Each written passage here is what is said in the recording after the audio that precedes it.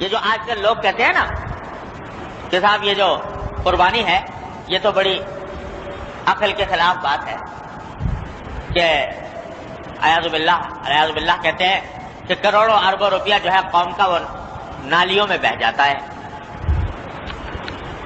اعوذ باللہ، اور جانوروں کی قلت ہے اور جناب گوشت کی قلت ہے، اور اس میں یہ ایک دن کے اندر اتنے جانور ذبح ہو جاتے ہیں، ملک کی دولت تباہ ہو جاتی ہے۔ یہ وہ لوگ ہیں کہ جن کو ہر آن ہر لمحے اپنی آنکھوں کے سامنے پیسہ ہی ناچتا نظر آتا ہے، پیسے کے سوا، مادہ پرستی کے سوا اور کوئی ان کی نظر میں کسی چیز کی قدر و قیمت نہیں۔ مجھے لطیفہ کسی نے سنایا تھا کہ کوئی تاجر مزاج کے جو آدمی ہوتے ہیں نا، جو ہر وقت روپے پیسے کے چکر میں رہتے ہیں، تو ایسا کہتے ہیں کوئی تاجر کو انتقال ہوا، فرشتے اس کو لے جانے لگے، تو اس سے پوچھا کہ بھائی یہ بتاؤ کہ تمہیں جنت میں لے جائیں کہ جہنم میں لے جائیں؟ تو وہ کہنے لگا جی جہاں 4 پیسے کا فائدہ ہو وہاں لے جاؤ۔ جنت میں 4 پیسے کا فائدہ ہو تو وہاں لے جاؤ، جہنم میں 4 پیسے کا فائدہ ہو تو وہاں لے جاؤ۔ یہ ذہنیت ہے کہ ہر کام دنیا، ہر کام میں پیسہ چاہیے، ہر کام کے اندر مادی منفعت چاہیے۔ وہ یہ سوال کرتی ہے کہ قربانی کے اندر، قربانی کی عبادت میں ہمارا فائدہ کیا ہے 4 پیسے کا؟ جب تک 4 پیسے کا فائدہ نہ بتاؤ تو ہم قربانی کو ماننے کو تیار نہیں۔ اور ان بے عقلوں کو یہ پتہ نہیں کہ یہ عبادت تو رکھی گئی ہے اس عقل کو کچلنے کے لیے، یہ عبادت تو رکھی اس کام کے لیے کہ اچھا ہے دل کے ساتھ رہے پاسبان عقل، لیکن کبھی کبھی اسے تنہا بھی چھوڑ، یہ تو چھوڑی رکھی اس لیے گئی تھی۔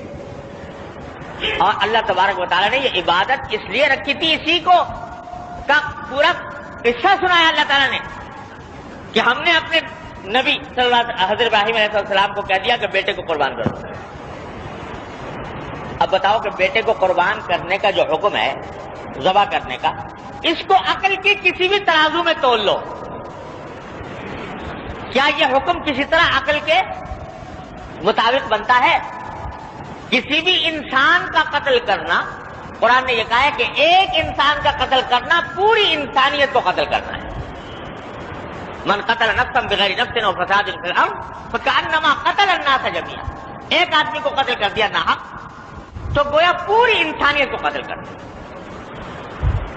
اور انسان بھی کون؟ نابالغ بچہ جو ہے، اس کے بارے میں حکم یہ ہے کہ عین حالت جنگ میں بھی، جب جہاد ہو رہا ہو کافروں سے، اس وقت بھی حضور اقدس صلی اللہ علیہ وسلم کی ہدایت یہ تھی کہ جب جہاد کی حالت میں کوئی بچہ آ جائے سامنے تو ہرگز ہاتھ مت اٹھانا بچے کو، لا تقتلوا ولیدا، کسی بچے کو کبھی مت قتل کرنا، ولا شیخن فانیا، نہ کسی بہت بوڑھے آدمی کو، عین حالت جنگ میں بھی منع ہے، ابتداء کی حالت امن میں۔ اور بچہ بھی کون؟ اپنی اولاد، اپنا بیٹا بھی مرادوں سے مانگا ہوا۔ تو کسی بھی میزان پہ تول کے دیکھو، یہ عقل کے کسی میزان پر یہ حکم اترتا نہیں۔ لیکن جب حکم آیا ابراہیم خلیل اللہ علیہ السلام پر تو پلٹ کر ابراہیم علیہ السلام نے یہ نہیں فرمایا، اللہ تعالیٰ سے یہ نہیں پوچھا کہ یا اللہ اس بیٹے نے کیا قصور کیا ہے، یا اللہ یہ حکم آپ نے کیوں دیا، کیا اس کی حکمت ہے، کیا اس کی مصلحت ہے، کچھ نہیں۔ بیٹے کے بعد چلے گئے اور جا کے بتایا کہ دیکھو بیٹا یہ خواب میں دیکھا ہے میں۔ بیٹے نے بھی جو بالکل نا عمر نابالغ، اس نے بھی پلٹ کر یہ نہیں پوچھا کہ ابا جان میرے کس گناہ میں مجھے قتل کیا جا رہا ہے، کس قصور کی سزا دی جا رہی ہے، کیوں یہ حکم آیا ہے؟ جواب میں یہ کہا کہ یا ابت افعل ما تؤمر، ابا جان جو حکم آیا ہے کر گزری، اس لیے کہ اللہ کے حکم کے بعد پھر کوئی مجال نہیں ہے کسی کی عقل کے گھوڑے دوڑانے کی، لہذا کر گزری۔ اور میری فکر نہ کیجیے، ستجدونی انشاءاللہ من الصابرین، مجھے انشاءاللہ آپ صبر کرنے والوں میں سے پائیں گے، میں اس کے اوپر بے صبری کا مظاہرہ نہیں کروں۔ یہ جواب دیا۔ ورنہ سیدھی پوچھنے کی بات یہ تھی کہ بھائی آخر کیا حکمت اور کیا مسئلہ ہے اس حکم میں. تو اللہ تبارک و تعالیٰ نے یہ واقعہ بیان فرمایا سورہ صافات میں.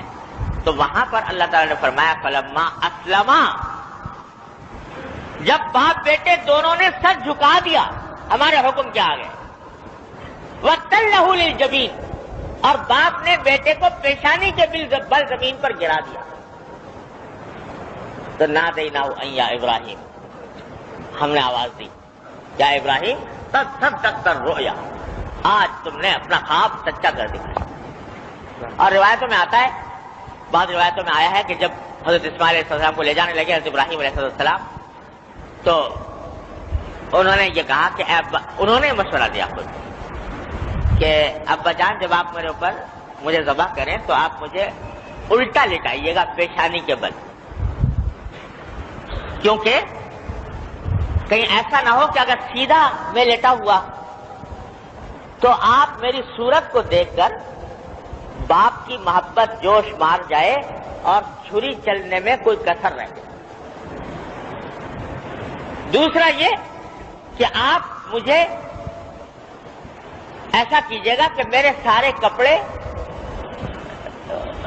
کپڑے جو ہیں وہ میرے جسم کے اوپر اچھی طرح ٹائٹ طریقے سے باندھ دیجیے گا، کیونکہ جب میرے اوپر چھری چلے گی تو بہرحال میں انسان ہوں، تڑپوں گا، اور اس تڑپنے کی حالت میں میرے ہاتھ پاؤں چلیں گے تو خون کے چھینٹے ابلیں گے، اور وہ خون کے چھینٹے میرے لباس کے اوپر چاروں طرف پھیلیں گے.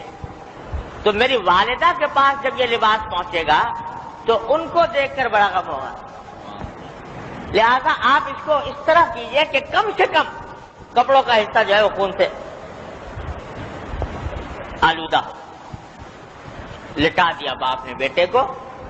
اللہ تعالیٰ کو یہ منظر اتنا پسند آیا کہ فرمایا جب دونوں باپ بیٹوں نے اپنا سر جھکا دیا تو ہم نے آواز دی کہ یا ابراہیم قد صدقت الرؤیا، تم نے اپنا خواب سچا کر دکھایا، ہمارے حکم کے اوپر پورے اتر گئے. تو اعلان ہو گیا رضامندی کا، تاکہ اب تم نے اپنا کام کر لیا. بندگی کا اعلیٰ ترین مظاہرہ، بندگی کی اعلیٰ ترین مثال تم نے تاریخ عالم پر ثبت کر دی. اپنا کام تم نے کر لیا، اب ہمارا کام دیکھو کہ آنکھیں کھولو کہ دیکھو کیا منظر ہے صاحب. آنکھیں کھولی تو دیکھا کہ مینڈا ذبح ہوا پڑا ہے اور اسماعیل علیہ السلام برابر بیٹھے مسکرائے.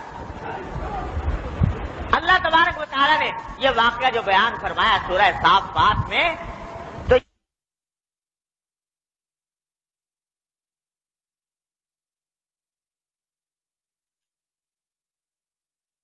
میں کہاں گئے